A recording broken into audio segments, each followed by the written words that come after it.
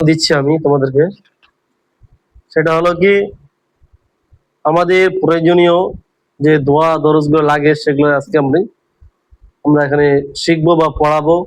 ঠিক আছে, আজকে বর্তমানে যে আমি মাথা ব্রেন অনেক সময় আমাদের এখানে একটা ছেলে পড়তো হাফিজুল্লাহ, ঠিক আছে, তার মাথা ব্রেনটাকে খুব তীক্ষ্ণ হওয়ার কারণে মাথা ব্রেন খারাপ হয়ে যেত, দুবার এখান থেকে চলে গেলাম বাড়িতে।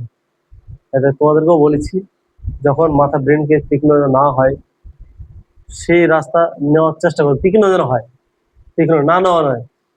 তার জন্য স্মরণ শক্তিটা করতে হবে কি, লেখা আছে দেখো, আর রহমান আল্লামাল কুরআন খালাকাল ইনসান আল্লামাহুল বায়ান।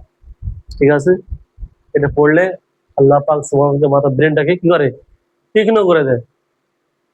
হ্যাঁ, তখন কি করে, মাথা ব্রেনটাকে সবসময় পড়া মুখস্থ হয়, পড়া মুখস্থ থাকবে, এগুলো পড়তে হবে। আর রহমান খালাকাল ইনসান আল্লামাহুল বায়ান। ঠিক আছে, তাহলে কি হবে, আল্লাহ তুমি তোমার নাম করে আমরা, আর রহমান আল্লাহ তোমার নাম করে আমরা শুরু করছি। হ্যাঁ, স্মরণ করে, তোমার নাম স্মরণ করে আমরা কি করছি, শুরু করছি, পড়াশোনা চালু করছি।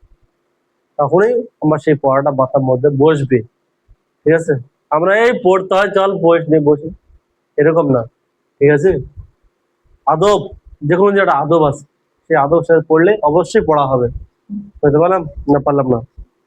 তারপরে ধরো যে তোমাদের বাবা মা মারা গেছে, যে বাবা মা আমাদেরকে কি করেছে, ছোট থেকে লালিত পালিত করে বড় করেছে, সেই বাবা মায়ের জন্য যারা আজ এই আমাদের কাছ থেকে বিদায় নিয়ে চলে যাচ্ছে, তাদেরকে আমরা কি দিব, তাদের তো কিছু দিতে হবে। যে মা বাবা আমাকে আদর স্নেহ দিয়ে বড় তৈরি করেছে, করে পর ঘর করে দিয়েছে, হ্যাঁ বিয়ে সাথে দিয়ে দিল, তাহলে ঠান্ডার সময় শীতের রাত্রে বিছানায় পেশাব করে দিয়েছিলাম, সেই জায়গায় বাবা মা শুয়েছিল, আর আমাকে শুকনো জায়গায় রেখেছিল। কেন রেখেছিল, যাতে বাচ্চাটা ভালো থাকে সুস্থ থাকে, তাহলে আমরাও সুস্থ থাকবো। আর যদি আমার বাচ্চা অসুস্থ হয়ে যায় তাহলে আমি অসুস্থ হয়ে যাব। তাই বনি ইসরাইল সূরার মধ্যে একটা আয়াত আছে, সেই আয়াতে বলে কি, রব্বি রহমহুমা কামা রাব্বায়ানি সাগীরা। ঠিক আছে, এটা হলো পিতামাতার জন্য দোয়া।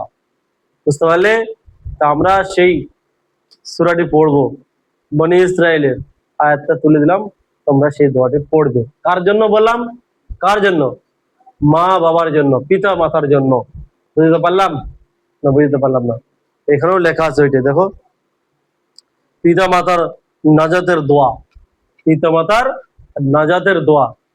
সেই দোয়াটি কি হলো, রব্বি রহমহুমা কামা রাব্বায়ানি সাগীরা। ঠিক আছে, সেই দোয়াটি পড়ে আসবে। তারপরে কি বলেছে দেখো, বলা হয়েছে, বলা যদি আমরা এমন কাজ করি না, নিরাপদ থাকার দোয়া। আমার সে শত্রু তো থাকতে পারে, দুশ্মন থাকতে পারে, ঠিক আছে, শয়তানের হাত থেকে রক্ষা পেতে হবে, সেই সম্পর্কে দোয়াগুলো মুখস্থ করতে হবে।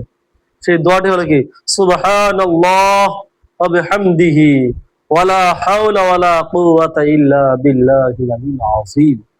ঠিক আছে, তারপর আরেকটু বলতে পারো, কি বলতে পারো, যে মাশাআল্লাহ কানা ওয়া মা লাম ইয়াসউ লাম ইয়াকুনু ইলাম আন্নাল্লাহ ক্বাদ ক্বাদ আহাতা বিকুল্লি শাইইন ইলমা।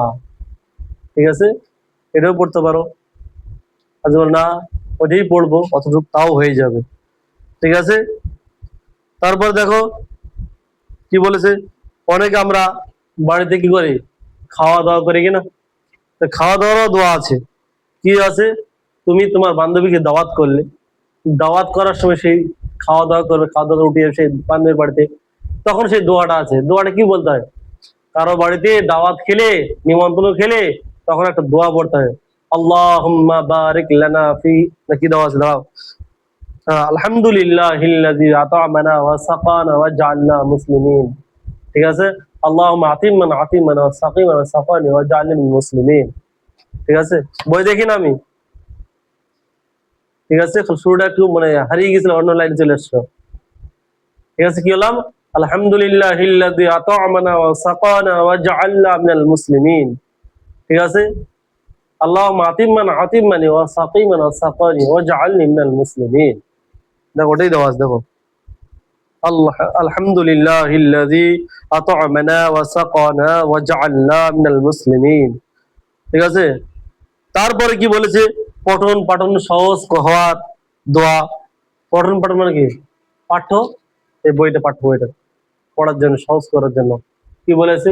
তাও দেখো দোয়াটি কি লেখা আছে, রব্বি ইয়াসসির ওয়ালা তুআসসির ওয়া তাম্মিম বিল খাইর ওয়া বিকা নাস্তাঈন ইয়া ফাত্তা ইয়া ফাত্তা রব্বি জিদনি ইলমা। আমরা যে পড়বো সেই পড়ার সময় শুরুতে এই রব্বি জিদনি ইলমাটা পড়তে হবে। ঠিক আছে, রব্বি ইয়াসসির ওয়ালা তুআসসির ওয়া তাম্মিম বিল খাইর ওয়া বিকা নাস্তাঈন ইয়া ফাত্তা ইয়া ফাত্তা রব্বি জিদনি ইলমা, রব্বি জিদনি ইলমা, রব্বি জিদনি ইলমা। তার মানে কি? যে আল্লাহ তুমি আমার কি করো, পড়াটাকে কি করো, সহজ করে দাও, সঠিকভাবে যেন পড়তে পারে আমি, আসানি ভাবে যেন ইয়াদ করতে পারে আমি।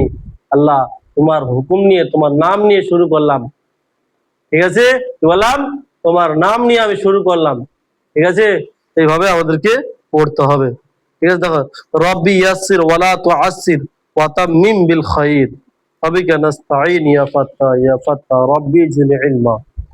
তারপরে যে আছে যেগুলো আমরা ইউজ করি বা আমাদের দরকার, সেই সমস্ত দোয়াগুলি কটাখানে তুলে দেওয়া আছে। ঠিক আছে, সেই সমস্ত দোয়াগুলো আমাদের লাগবে।